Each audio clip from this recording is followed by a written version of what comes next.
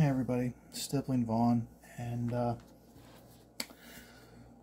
today George Perez has announced that he has stage 3 cancer and that he has been given a prognosis of 6 to 12 months to live. He has decided to say he will forego chemo and radiation treatment, and pretty much what will happen. The reason why I'm able to do videos like this and what got me into comic books in the first place was George. I was G.I. Joe and Star Wars, the only books that I ever got, and started to branch out. One of the very first books that I got was this book right here. This issue 202, Justice League America. All George did was the cover. Don Hack did the interior artwork. But it's what got me into doing following, getting buying superhero books. I had seen all the various Super Friend cartoons as a kid, but the thing about the Justice League was George always made a point of trying to do as many heroes as possible. Take a look here. You have issue 205, 212, and 213 here. I'm going to focus on those three because the reason why I want to focus on those three is because those are the issues I had gotten. These issues here, I didn't get them. It wasn't until here, these that I got. And the reason why I got them was because of so many characters on the cover. And we all know now that was his signature, was to include as many characters as possible on the covers and put as much detail into the covers. This is from his The Art of George Perez book, and the reason why I want to show it to you guys is because George patterned the likeness of the dragon off of him. And if you look at any of the photographs that, and everybody, myself included, are circulating photographs of George online, and you can see that George Perez expression in the dragon. And on top here is his wife. He loved her very much. In fact, he made a point whenever he could to include belly dancers in his stories. When you take a look, when he did this issue of Thunder Agents, and I asked him to sign it as if he was signing it to his wife. What made this issue so memorable was because he did the story based on this character here, and the character, the villain or villainess he went up against was a female, and he patterned the likeness and the belly dancing moves off of his wife. If you take a look at how when he was doing the Avengers with the second time he was doing the Avengers with Kurt Busiek doing the story, he made a point whenever he could to sneak belly dancers in, whether it be with the Scarlet Witch or whenever she was there and had her dancing at a coffee house in New York, or had the parade with the Avengers on the float and he had girls in belly dancing poses surrounding it. I'm not going to lie to you guys,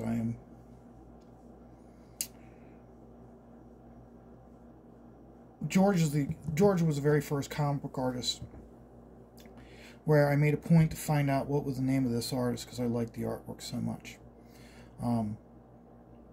He's taken a lot of criticism over the years. One being that his characters are extremely stiff because because of all the detail he puts into it. And I was always criticized for my own artwork of my characters being extremely stiff. That, of course, being because I was emulating George so much, because I looked at his work so much. He just had the way he did his details. When he did the Avengers for the second time, you look at the Wasp, and he made a point of keeping her beauty, but she was no longer a woman in her mid-30s or even early 40s. She was a woman in her 50s. He made certain to age her respectfully and to add additional wrinkles around her eyes, around her nose.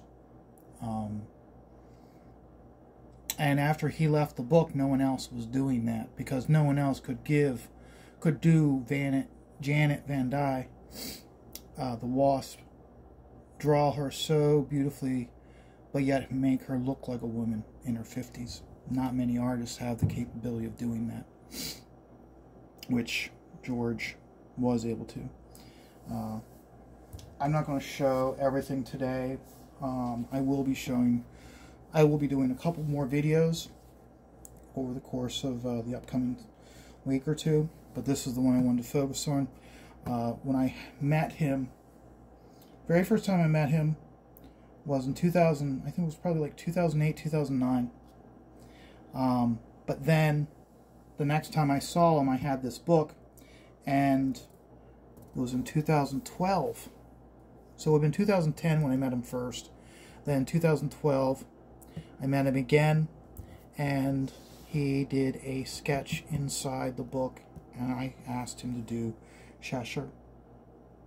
The reason why I wanted him to do Cheshire was because I didn't want him to do I didn't want a Hawkeye or a Wonder Woman, or, he has so many signature characters. I wanted a character that he created, but not a lot of people would ask for, and that's the reason why. You could say he didn't give me as a high a quality as might have done someone else that day, but I didn't care. It's one of those where it's like to have an original George Perez sketch in my book means a lot. Another nugget of golden that I have is, before George did his Crimson Plague story, he needed capital, and this is before the era of crowdfunding and going online to get people to raise the funds. This is how he raised the funds. He went through his archives, and he went through and he created this book. It has his signature in it, with a preface with the new character.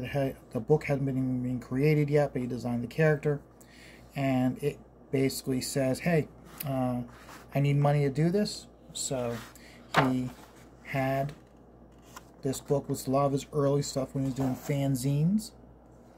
I can imagine George working all day at a bank and then going home and doing something like this.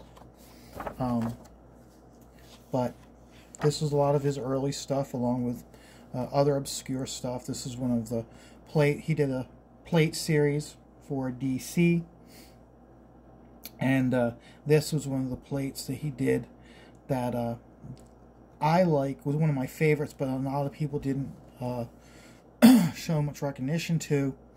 But it's typical George. He's got Batman here, but then he has trying to figure out how he can get as many of Batman's foes in here. It's something that George put a lot of effort into. Not a lot of other artists try to do it in such an inventive manner the way he did, or way he does. One of his early pieces for a comic book store and a baseball card store. I'm not going to go through this whole thing, or maybe down the road I'll do a full video of this, okay? But you can see where George did a lot of different things.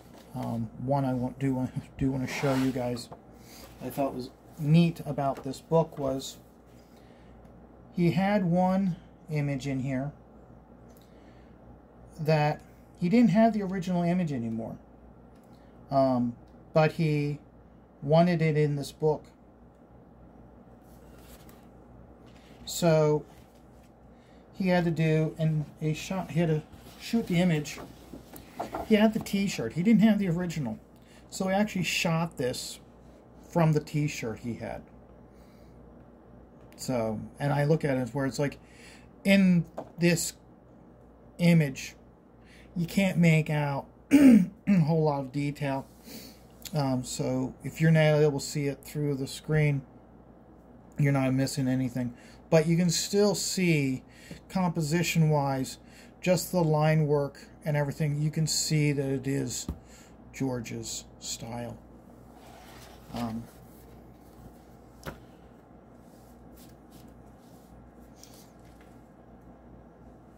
Two last things I'm going to show you very quickly.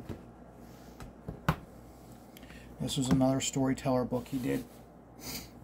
This one sums up, I think, George in a nutshell completely. Him in the background, working tirelessly away, while fans of every gender and ethnicity, old and young, are all just clamoring away, enjoying his work. And I think this image right here, I believe this is the image that sums up George to me completely and utterly. Don't know his politics, don't give a damn what his politics are. And he just loved to entertain us. And even when it got towards the end and his pencils just didn't have that normal spring and zip in them, George was still there in those pencils. I think the biggest thing of all is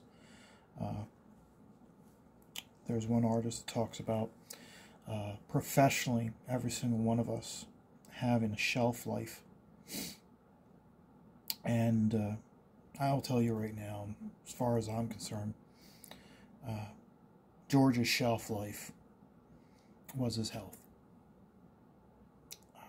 He was really forced into retirement because of health issues. Had nothing to do with his passion or desire. When I saw him in 2010, I saw him in 2012, and I think I probably saw him, I think he was down in Baltimore for like 2013, 2014. You could tell that his eyes, he had a lot of crust around the outside of his eyes, or his eyelashes and whatnot. And I know we all know he had health issues. He didn't hide it from us. He was very straightforward with us. And so when we talk about shelf life, that was George's shelf life, is his health, not his desire. If he didn't have the issues he had, he'd still be doing a book. Even if he was no longer doing a monthly book and he went the route of so many artists now that are crowdfunding their own books, he would have. He would have done successfully. He would have killed every single record out there. And that's being respectful to those that have set extraordinary records. But I'm sorry, okay? How much is George asking for the highest level tier? Here's my money. I'm not going to ask any questions. I'm not going to have any regrets. hand it over. That's the type of and it's how I was with George Perez. So, there'll be many more videos down the road as I share with you